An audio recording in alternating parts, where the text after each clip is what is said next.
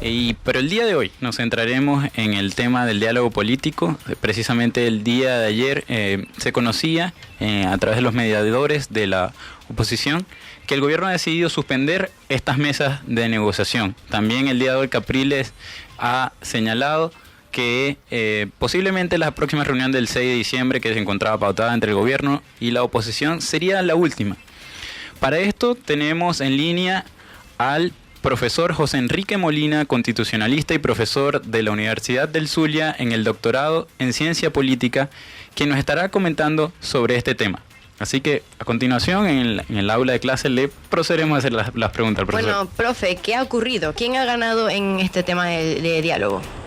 Sí, bueno, todavía creo que es muy pronto para decir cuáles son las consecuencias definitivas del diálogo. Lo importante es que el diálogo es imprescindible y es necesario para ambas partes aparecer como queriendo el diálogo. No en vano, un porcentaje muy alto, la mayoría de los venezolanos plantea que la salida debe ser dialogada, que debe haber diálogo entre gobierno y oposición, como es obvio, porque fuera del diálogo todas las otras salidas son muy costosas en materia de derechos humanos y en materia social, de modo que la exigencia que existe desde el punto de vista de la opinión pública para que se haga el diálogo presiona a ambas partes a aparecer como intentando realizar el diálogo y al mismo tiempo los presiona también para no ser las primeras que abandonen la mesa. Profe. ¿Y usted qué opina de la supuesta suspensión del diálogo? Bueno, entiendo por lo que he leído en la prensa que fue momentáneo, que posteriormente el gobierno rectificó y aceptó mantenerse en las mesas del diálogo. Sería muy costoso para el gobierno retirarse de la mesa del diálogo y lo que tendría que ganar es efectivamente muy poco. En todo caso sería, desde el punto de vista de ellos, preferible mantenerse en el diálogo aunque no cumplir. Pero claro, está la presión por parte de los mediadores internacionales, la presión por la opinión pública venezolana, la presión en la calle que se pueda ejercer para que el gobierno cumpla con las medidas mínimas que se van logrando en el diálogo. Un diálogo del que no se puede esperar milagro, del que lo que hay que esperar es que canalice la vida política por la vía institucional. Profe, pero dentro de lo posible, porque como usted decía, que el gobierno va a ceder como usted decía, elecciones cuando está seguro que las va a perder es muy difícil, salvo que no lo puede evitar, como es el caso del 2018, donde necesariamente tiene que convocar a elecciones presidenciales, porque de lo contrario ya sería una dictadura mucho más abierta y un gobierno autoritario mucho más abierto que lo de ahora. Pero ya estamos en un gobierno autoritario, un gobierno que no se sigue por la Constitución Nacional. De modo pues que son esas las condiciones en las que se están dando el diálogo.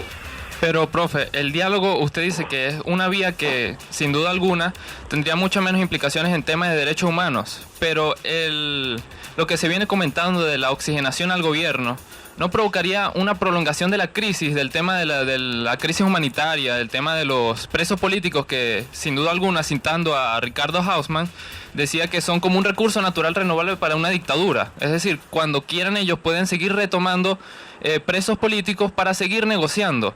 Además de que después de estos acuerdos que se han venido dando, de estos diálogos, las partes declarantes, tanto oficialismo como oposición, siempre sacan como que su punto, sacan como que la conclusión de lo que se dio y cada una de estas rechaza a la otra.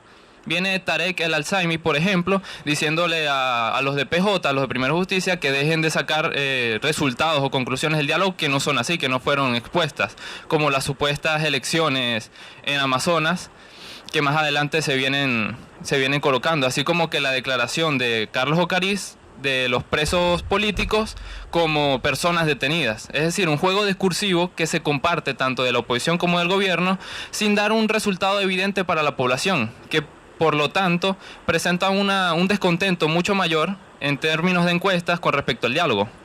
No, lo que ocurre es que una parte de la población espera del diálogo cosas que no se pueden lograr, que objetivamente desde el punto de vista político, si aplicamos la teoría de la decisión racional, que creo yo que es la más obvia para aplicar, costos y beneficios de cada medida, no se puede esperar que el gobierno acepte el referendo revocatorio. Un gobierno autoritario como el que tenemos no va a aceptar el referendo revocatorio sabiendo que lo tiene perdido prácticamente 80-20.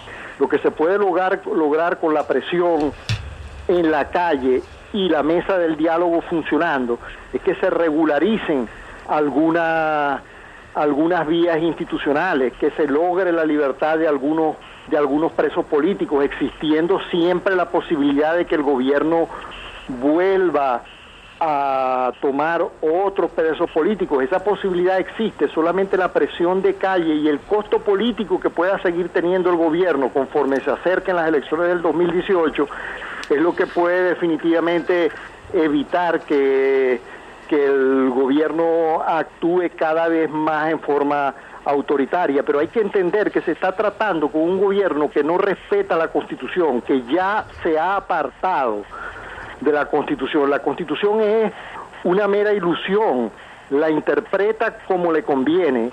El gobierno no va nunca a terminar de reconocer claramente a la Asamblea Nacional, porque no se va a someter a las medidas, al control que pueda ejercer sobre ellos la Asamblea Nacional. Eso está ya muy claro. O sea, la mesa del diálogo no va a lograr que se restituya las facultades de la Asamblea Nacional, a menos que la oposición acepte negociar cada medida con el gobierno, lo que entonces implicaría cortar muchísimas de las posibilidades de la Asamblea Nacional. Profesor, entonces, ya que usted nos dice esto, la siguiente pregunta es, ¿por qué se sienta la Mesa de la Unidad Democrática en este diálogo? ¿Y por qué prometió a principios de este año el referéndum revocatorio? ¿Por qué lo prometió? ¿Por qué prometió el referéndum revocatorio en la Mesa de la Unidad a principios de este año? Bueno, porque es un objetivo de la Mesa, era un objetivo posible a principios de año y a mediados de año, que si no se lograba iba a dejar claro el carácter autoritario del gobierno, como efectivamente se está viendo. Ha logrado deslegitimar al gobierno.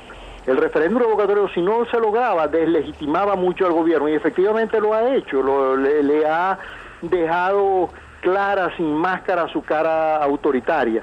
Por otra parte, hay un costo político muy alto de no aparecer como dialogante, de no querer dialogar, porque la mayoría de la población quiere que se intente el diálogo, y además porque el diálogo puede lograr algunas medidas puntuales, algún tipo de institucionalización por caminos de paz de la lucha política para que no se llegue a la violencia y a la guerra civil. Eso es posible lograrlo. Se ha logrado que el control de las manifestaciones, mientras se mantengan en determinada área, no sea de represión máxima, y además porque puede lograr forzar al gobierno a hacer las elecciones en 2018.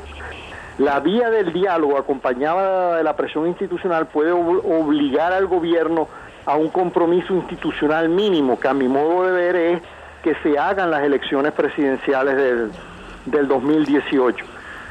Ok, profe, continuamos con usted en el próximo segmento. Ahorita vamos a un corte musical.